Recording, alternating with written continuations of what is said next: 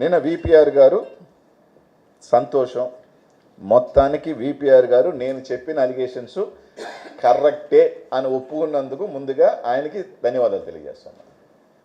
మేము క్వాడ్స్ చేసాము అని చెప్పినందుకు ఆయనకి ధన్యవాదాలు తెలియజేస్తున్నాం. ఇప్పుడన్నా ఆయననే 2 కంపెనీలు పెట్టామని చెప్పాడు. ఒకటి ఆయన, రెండోది నీ బినామీయా, అంతే కదా? నీ కింద ఉన్న నీ ఇంట్లో ఉన్న వ్యక్తి పేరు మీద ఇంకో కంపెనీ పెట్టామంటే అది నీ బినామీయే కదా. నేను 20,000 చేశాను, సంవత్సరం అంతా 1,00,000 చేసింది, పోయిన సంవత్సరం 9 లక్షలు. సరే 9, 6 దాని మీద నేను డిబేట్ కూడా పెట్టదలుచుకోవట్లా. 9 లక్షలు పోయిందా, 6 లక్షలు పోయిందా, ఎంత పోయిందో నేను డిబేట్ పెట్టుకోవట్లా. మేము 20,000 చేసాం, 1,00,000 టన్నులు పోయింది ఈ సంవత్సరం. 1,00,000 టన్నులు పోతే కొరవ 90 మంది చేశారని ఏదో మాట్లాడాడు.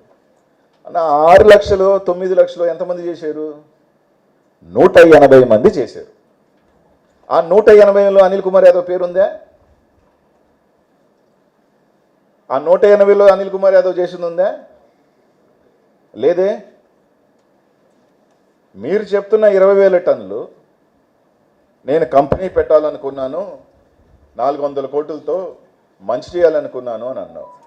రైటు, నువ్వు కంపెనీ పెట్టాలనుకున్నప్పుడు 20,000 టన్నులకి 20% కమిషన్ తీసుకోవాల్సిన అవసరం ఏముంది? ఎంక్వైరీ పంపించండి, దాన్ని కూడా అందరూ ఆ రోజు నుంచి ఈ రోజు దాకా పంపించండి. 20% తీసుకున్నారో తెలుస్తుంది. మీరు ఎందుకు మైన్స్ని ఓపెన్ చేయలేదు? ఫెమీ ఎందుకు మా మైన్స్ని ఓపెన్ చేయట్లేదు? కార్ట్లలోనే పోయింది, నా మీద పోలేదే.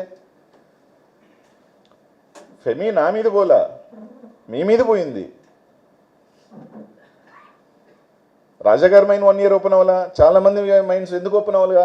మీ 20% కానీ మీ పాలసీకి సంబంధించిన దాని మీద కట్టలేని పరిస్థితుల్లో కాబట్టి లేట్ అయింది. మీ అంగీకరించిన తర్వాత ఓపెన్ అయింది, 20% తీసుకున్నారు. ఇది వాస్తవా కాదా? టెస్టింగ్ అన్నారు, పట్టుమని లీగల్ మైన్స్ 10-12 ఉన్నాయి. టెస్టింగ్ ఎక్కడైనా మామూలుగా ఎక్కడైనా పాలసీ ఏంటంటే ఒక 5 కిలోలు ఫస్ట్ పంపిస్తారు, లేదా 1 టన్ను పంపిస్తారు, లేదా మ్యాక్సిమం 1 కంటైనర్ అంటే 27 టన్నులు పంపిస్తారు. 15 మైన్లకి 15 కంటైనర్లు అంటే ఎంత? మొత్తం 300 టన్నులు, 20,000 టన్నులు పంపిస్తారు ఎవరైనా టెస్టింగ్కి? నాకు తెలియదే. కానీ మీరు ఏది చెప్పినా మేము పెద్దోళ్ళమి, మేము చెప్తే సరిపోతుంది అనుకుంటే కాదు కదన్నా. రైట్, నేను ప్రెస్ మీట్ పెట్టిన తర్వాత కంపెనీ మూసారు 400 కోట్లతో. ఆ కంపెనీ మీరు చైనాకు పంపించిన బృందంతో ఎగిరిపోయింది. అక్కడ ఎవరే వాళ్ళు మేము సహకరించము, ఇది సెట్ కదా, అప్పుడే ఎగిరిపోయింది. మేము గ్రామీణ యువతకి మేము అవకాశాలు కల్పించాలనుకున్నామా? ఆ కంపెనీలో ఏం పనులు ఉంటాయో తెలిసినా? రాయెత్తుకు వస్తారు, రాయెత్తి మిషన్లు వేస్తారు, పౌడర్ వసద్ది ప్యాక్ చేస్తారు. దానికి ఏ పనులు ఉంటారు? పాపం లేబర్ ఉంటుంది, అంతే కదా. మీరు ఆ పనిలో మీరు ఉద్యోగం కలిపి ఒక సాఫ్ట్వేర్ పెట్టించండి, ఓకే. లేదంటే ఇంక ఇండస్ట్రియల్ తీసుకురండి, ఓకే. ఈ ఇండస్ట్రీలో మహా అంటే 50 మంది పట్టుమని, లేదా 100 మంది. ఇప్పుడు రొయ్యల ఫ్యాక్టరీ పెడితే రొయ్యలు వదొస్తుందే, ఏం పని అది? ఆడున్న మహిళలకి రొయ్య అంటే సేమ్ అంతే. ఇది దానికి మేము పెట్టాలనుకుంటే ఇది చేశారు, అది చేశారు. ఇది ఇంకొకటి, నీ కంపెనీ నుంచి, మీ కంపెనీలు ఆయన చెప్పిన కంపెనీలు ఫినీ, లక్ష్మీ క్వార్ట్స్ నుంచి లక్ష్మీ నరసింహ మినరల్స్ అనే కంపెనీకి, ఆ కంపెనీకి మైన్ లేదు, ఆ కంపెనీకి ఎండిఎల్ లేదు. ఇదిగో లక్ష్మీ నరసింహ మినరల్స్ అనే కంపెనీ, ఈ ధనలక్ష్మి మైనే లేదులేండి, అసలు ఇల్లీగల్ మైన్ పక్కన పెడదాం. ఈ కంపెనీకి దీనికి మైన్ లేదు, దీనికి ఎండిఎల్ లేదు, ఎక్స్పోర్టర్ కాదు. 10 కోట్ల రూపాయల పైన డబ్బులు ఆ కంపెనీకి ఎందుకు కొట్టారు? నేను చెప్తాను ఎందుకు కొట్టారంటే, ఈ కంపెనీ మేము గతం నుంచి చెప్తున్న శోభారాణి, శ్రీనివాస మైన్, సిద్ధి వినాయక మైన్లో పర్మిషన్ లేని మైన్స్లో నుంచి బ్లాస్టింగ్ చేసి మెటీరియల్ ఎత్తి ఈ కంపెనీల ద్వారా ఎక్స్పోర్ట్ చేశారు కాబట్టి ఆ డబ్బులు ఈ కంపెనీకి కొట్టారు. ఇది వాస్తవమా కాదా? ఒకటి ఎక్స్ప్లెనేషన్ అండి, మీ కంపెనీ నుంచి ఆ కంపెనీ ఎందుకు కొట్టారు? విపిఆర్ గారు చెప్పారు కదా, నా మీద విమర్శ చేస్తే నేను కామన్ విమర్శ కాదనట్లా, స్టేట్మెంట్లు మీరు తీయండి. అవునా కాదా? నిన్న ప్రశాంతమ్మ గారు చెప్పారు కదా, ఆడేసుకెత్తుతున్నారు ఇట్లాంటిది, మీరు ఏదైనా ఇట్లాంటివి మాట్లాడి అదే కదా మాట్లాడుతున్నాను సార్ నేను కూడా. మీ మైన్స్లో నుంచి ఈ మైన్కి ఈ కంపెనీకి ఎందుకు 10 కోట్ల పైన క్యాష్ వచ్చింది? ఆ కంపెనీకి మైన్ లేదు, ఆ కంపెనీకి ఎండిఎల్ లేదు, ఆ కంపెనీ ఎక్స్పోర్టర్ కాదు. ఆ మైన్లకు సంబంధించిన పెట్టిన సీసీ కెమెరాలు తీసుకెళ్తే ఆ కంపెనీలు ఆ మైన్లు ఇల్లీగల్ మైన్కి సంబంధించి గతం నుంచి నేను మొత్తుకుంటున్న మైన్స్లో నుంచి మెటీరియల్ ఎవరెత్తారు, బ్లాస్టింగ్ ఎవరెత్తారు? బోర్ హోల్స్ ఎందుకు వేస్తారు? బ్లాస్టింగ్కి. ఎక్కడ వేసారు? నేను పోయినసారి పెట్టినప్పుడు ఎంపీ గారికి ఒకటి చెప్పా, ఏమని, సిద్ధి వినాయక శోభారాణిలో 30,000 నుంచి లక్షకి, 10,000 నుంచి 25,000కి ఈ 6 నెలల్లో వెళ్ళింది, ఇన్ని టన్నులు ఉందని. అది 50 years అయిపోయింది. ఆ మెటీరియల్ని ఆక్షన్ చేస్తే 300 కోట్ల నుంచి 500 కోట్లు ప్రభుత్వానికి వస్తుంది. మీకు సంబంధించిన కాకపోతే అవి గవర్నమెంట్స్ ల్యాండ్స్ కాబట్టి వాటి మీద నోటీస్ బోర్డు పెట్టి ఆ మెటీరియల్ ఆక్షన్ చేయించండి, ఈ పత్రికల సమక్షంలోనే క్షమాపణ చెప్తాను అని చెప్పిన వాడిని నేను. అది కూడా చెప్పి 3 నెలలు అయింది. ఈ రోజు కూడా చెప్తున్నా, చెప్పాడు కదా నిన్న, నేనే కాదు నా కింద వాళ్ళు చేసినా కూడా నా దగ్గరికి రానిను అని చెప్పిన వ్యక్తివి. ఈరోజు నేను ఓపెన్గా చెప్తా ఉన్నా, శ్రీనివాస మైన్లో, సిద్ధి వినాయక మైను, శోభారాణి మైన్స్లో ఇంకా ఇల్లీగల్స్ జరుగుతూ ఉంది. అయ్యి గవర్నమెంట్ 50 సంవత్సరాలు 60 సంవత్సరాలు అయిపోయిన మైన్స్. ఎందుకు మీరు హ్యాండ్ ఓవర్ చేసుకోవట్లేదు? ఆ మెటీరియల్ని ఎందుకు ఆప్షన్ పెట్టట్లేదు? ఆ 300 కోట్లు 500 కోట్ల దోపిడీకి నీకు భాగస్వామ్యం లేకపోతే మీ కంపెనీ నుంచి ఈ కంపెనీకి ఎందుకు డబ్బులు పడ్డాయి? మీరు ఆప్షన్ పెట్టించండి, ఈ మైన్స్లో బోర్డ్స్ పెట్టించండి గవర్నమెంట్ మైన్స్ అని. ఇవన్నీ ఎందుకు చేయట్లేదు? మీకు వాటా లేకపోతే, మీ కంపెనీ నుంచి ఆ కంపెనీకి డబ్బులు లేకపోతే, తూతూ మంత్రం ఎవరన్నా విలేకరులు పెద్ద రాస్తే ఆ ఇంటికి పోయి రాధం చేస్తుంటారు. సాక్ష్యం లేదంటే సాక్ష్యం వచ్చా గంటలోనే, రాష్ట్రం అంతా చూసా. ఇంకా చాలా ఉన్నాయి. ఆ శోభారాణికి మైన్కి సంబంధించి 2023లో పలాని వాళ్ళు, ఆ డాక్యుమెంట్ కూడా తెద్దాం అనుకుని మర్చిపోయినా, అదే ఉంది. పలాని వాళ్ళు మా మైన్లో 4 టిప్పర్లు 4 హిటాచీలతో, విపిఆర్ అనుచరుడు, ఆ పేరు నేను చెప్పదలుచుకోవట్లేదు, నేను ఆ పేరు ఎందుకు, నా నోటితో ఆ పేరు వద్దు, కానీ ఇప్పుడు విపిఆర్ అనుచరుడు, ఆ అనుచరుడు మా వెనక ఉన్నాడు అని చెప్పి దౌర్జన్యంగా ఆ మైన్లో మైనింగ్ చేస్తున్నారు అని చెప్పి ఒక కంప్లైంట్ సైదాపురం పోలీస్ స్టేషన్లో పెడితే ఆ కంప్లైంట్ మీద ఎస్ఐ రాయటం కూడా జరిగింది. ఆ కాపీ కూడా నా దగ్గర ఉంది. నీ అనుచరులబ్బా, మా వెనక ఆ విపిఆర్ అనుచరుడు ఉన్నాడని సర్వేర్ నంబర్తో సహా ల్యాండ్ వేస్తే ఎన్ని మిషన్లు ఎన్ని టిప్పర్లు అంటే 4 ట్రాక్టర్లు 14 టిప్పర్లు 2 మిషన్లతో, ఇది కూడా ఇస్తా కాపీ కావాలంటే. మీ అనుచరులు, మీ దగ్గరున్న అనుచరులు, ఆడియో కాల్ రిలీజ్ అయిన అనుచరుడు, ఇంకా సైదాపురం అంతా చక్కర్లు కొడుతుంది. నేనే రోజు సైదాపురం గూడులు అడుగు పెట్టలా.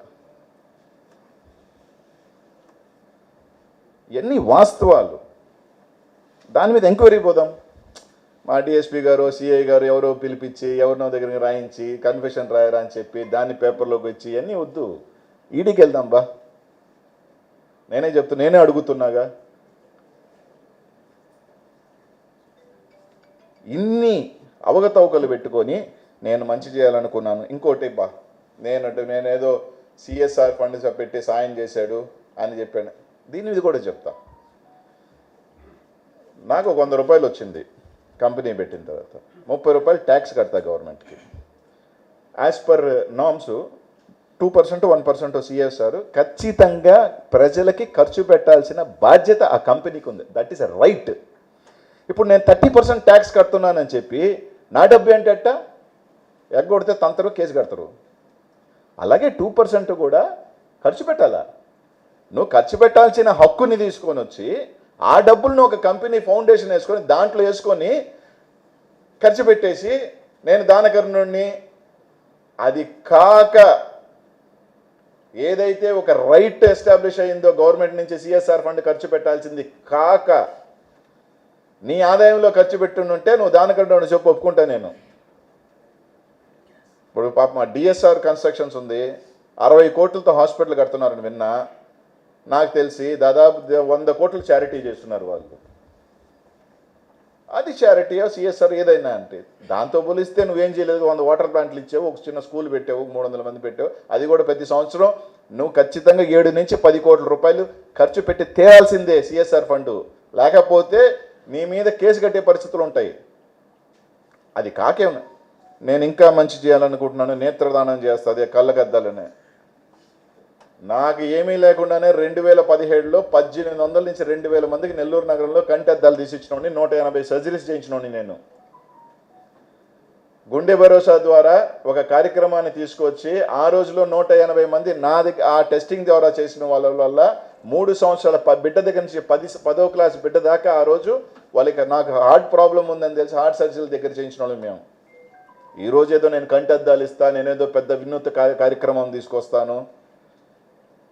ఈ స్టేట్లో కంటి భరోసా అనే కార్యక్రమం పెట్టి, రాజన్న కంటి భరోసాని పెట్టి 2000 మందికి కంటి అద్దాలు ఇచ్చి 180 మంది ఆపరేషన్స్ దగ్గరుండి చేయించినాను నేను. చాలా అందరూ కూడా ఎక్కడికో దగ్గరికి మాకేం సిఎస్ఆర్ ఫండ్లు లేకపోయినా మంచో చెడో మేము చేసినాం. అబ్బా నీ హక్కుని నువ్వు నా సేవరంగా తెలివిగా, ప్రజలకు తెలియదు, పాప అమాయకులకు తెలియదు కాబట్టి దాన్ని ఒక ఫండ్ వేసుకొని విపిఆర్ ఫౌండేషన్లోకి వేసుకొని వాటర్ ప్లాంట్లు వేసుకొని కొందరు చేత అయిన దేవుడు, దానకర్ణుడు, ఏదో కర్ణుడు అని చెప్పుకోవడం తప్పులేదు. నీ భజన చేసుకోవడంలో తప్పులేదు, నా గొప్పడు తప్పులేదు, నీ మంచో చెడో నీ ఉంటుంది ఓకే, దేని దాన్ని అడగట్లా. నేను అడిగేదల్లా ఈ వాస్తవాలు కాదా అని. ఆ రోజు మాకు సంబంధమే లేదన్నారు, ఈరోజు సంబంధం ఎట్టొచ్చింది? 20% మేము లీగలే అంటున్నారు. లీగల్ మైండ్ వాళ్ళ దగ్గర కూడా 20% తీసుకుంటున్న గొప్ప మనుషులయ్యా మీరా? ఎవడన్నా తప్పు చేస్తుంటే వాడి దగ్గర తీసుకున్నాడంటే కూడా అర్థం ఉంది. అన్ని పర్మిషన్స్ ఉండి, అన్ని హక్కులు ఉండి, మాకు పర్మిషన్ 20% కట్టకపోతే మైన్ ఓపెన్ చేయకుండా కలెక్ట్ చేసిన మహానుభావులు మీరు. ఇది వాస్తవాలు. ఇవన్నీ ఎక్కడికి పోవు. ఈడీ ఎంక్వైరీ చేస్తే ఎవరెవరు అకౌంట్స్లో వైట్లు పడ్డాయి, ఎవరెవరు అనుచరులు వ్యాపారాలు చేశారు, ఎవరెవరు అనుచరులతో ఈరోజు కలిసి వ్యాపారాలు చేస్తున్నారు, అన్నీ బయటకు వస్తాయి కదా. నేను 7,000 తీసుకున్నానని చెప్పారు, ఆ ఇల్లీగల్ 30,000 అంటున్నారు కదా, ఆ 25,000 ఎవరికి అకౌంట్లో పోయింది, అవి కూడా బయటికి రాని. బ్లాస్టింగ్ చేసినోడు తప్పులే, ఇల్లీగల్గా ఎత్తినోడు తప్పులేదంట. లాస్ట్ తీసుకొచ్చి అనిల్ కుమార్ యాదవ్ మాత్రం 7,000 తీసుకున్నాడు, నా మీద బిగించాలని చూస్తున్నా. కొరవలందరూ ఏమయ్యారా? ఎంక్వైరీ చేయి. నువ్వు చెప్పిన 6 లక్షల టన్నులు ఉంది కదా, అనిల్ యాదవ్ సరే మీరే అంటున్న దాన్ని చెప్తున్నా, అబద్ధాన్నే. 6 లక్షలకు 7,000 తీసుకున్నా, 6 లక్షలకు 20,000 తీసుకున్నాడు ఈడే. 6 లక్షలకు 7,000 తీసుకున్నాను అంటున్నారు కదా, 6 లక్షలకు 25,000 తీసుకున్నాడు కూడా. అవి కూడా రాని. ఇప్పుడు 20% తీసుకున్న వాళ్ళు రాని. అందరూ పోదాము, రమ్మని ఎంక్వైరీ చేద్దాము.